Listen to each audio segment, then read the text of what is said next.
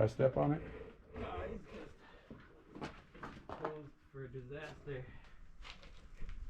Disaster in the air. In case of emergency, place your head firmly between your legs and kiss your ass goodbye. This is definitely the end right here because I remember seeing on the map it said something about a skylight gated, and this is it right here. I see light coming through there. I'm gonna go check it out.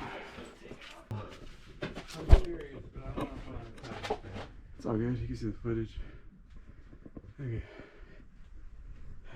see. It's easier if I go this way.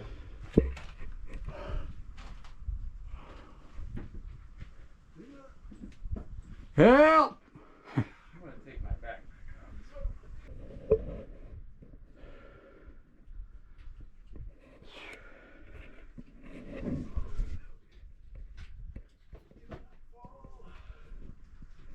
God damn, it's tight. The window. To the window! To the wall! Till the sweat drip down my ball! Till all these bitches fall! Oh, skeet, skeet, skeet, skeet, skeet, skeet! Oh, skeet, skeet, skeet, skeet! Alright. You can switch me spots if you want to see it better. Careful on my back. You go down here.